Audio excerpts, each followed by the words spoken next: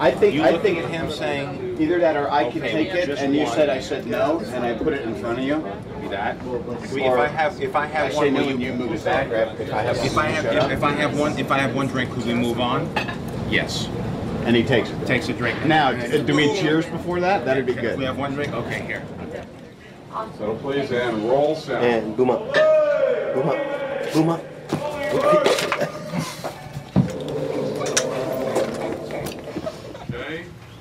Ready and action. Honey, I hate it when we fight. Good morning, Mr. Told Stark. you I'm not mad. I'm just I said I was indifferent. sorry. Thanks. I don't want to hear you. I don't- what more You do you don't need than an respect apology? yourself, and Oh, definitely boy. know you don't respect me.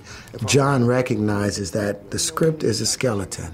The comic book is a skeleton. You know, what we are creating is real life, so he allows it to grow and to improv and to become something alive and three-dimensional. I want to be fresh. I know what I'm doing. I live for this. This is business travel. I don't got a throttle between my legs going, you know, hopping just from do my... what you want to do. Just leave me alone. Join me. One drink. To business. I said no. To the future. To the Air Force. Will it get you to shut up? About the time that we cast Robert Downey Jr., I was thinking about the house and trying to figure out what kind of design it should be. And even though we had decided on this kind of angular, flat, metallic, hard-edged look, the idea that Robert Downey Jr.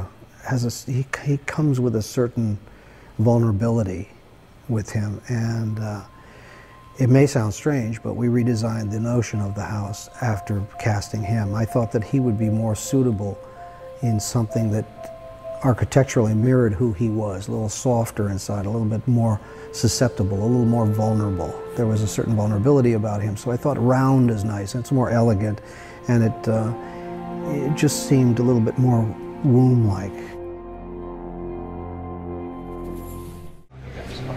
The first half hour of being in the Ironman suit is like the coolest Halloween you ever had, except you're alone in the trailer before they call you on a set or whatever, or you're getting ready and you just catch a glimpse and you go, that's right, Grandma'd be proud.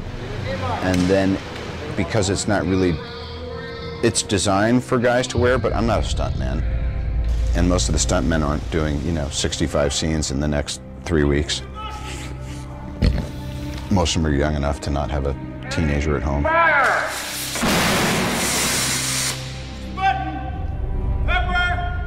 It was tough, and as we went further and further along, I realized I could wear the suit all the time, but I can't wear the suit all the time and be an effective actor.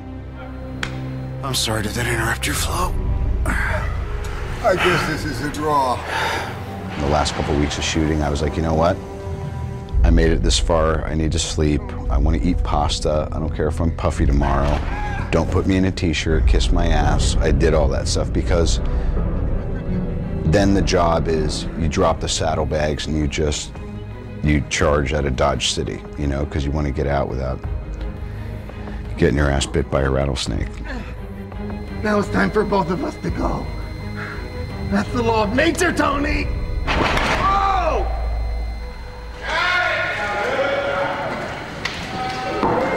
Ladies and gentlemen, on to Las Vegas. That was a wrap. Thank you, everybody. Here we are out in front of Caesar's Palace, the third movie I've done here.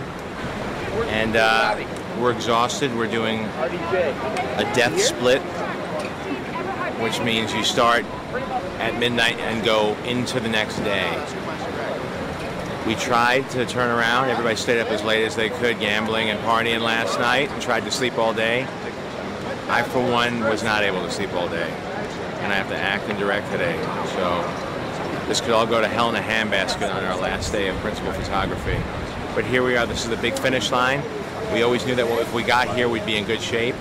So it's a bit of a celebration. It's going to be a fun scene. We're going to start outside, then go inside, and here he is, Tony Starks. Tony Stark. I was just saying, we don't need sleep, we got talent. That's right. Work it, work it, work it! I'm just so proud of everybody and satisfied and the whole deal. I mean, in my psyche right now, it's that thing of like someone was saying the last day of high school and, you kind of just can't wait to throw your hat up, but then you're like, what am I going to do with the rest of my life? And I just remember last, October, November, and meeting John regarding this, and then screen testing, and then pre-production. To me, like, most of us were burnt by the time pre-production was done, because we prepped ourselves into a tizzy. And then there's starting in the first 2 weeks in the cave, and then going to Lone Pine, and then it was Air Force Base. I mean, it's the problematic thing of looking at a schedule, or looking at what anyone looking at what their life is for the next 3 months. It's like, this can't be done. Thank you, everybody. That is a wrap. You know, every movie has its trials and tribulations. We did encounter a snowstorm in the middle of a desert in the cave scene, which was very odd. We did have sets that blew away and blew down, but it actually, the movie gods were with us most of the time. And while it was always daunting, it went fairly smoothly, which was great for our first production, very important for our first production. Ladies and gentlemen, Jon Favreau, director of Ironman. That's a testament to John, to the crew that we put together, and for the cast, who were always game, who could always maneuver through whatever circumstances were thrown at them. And, we did. We came in on time and under budget.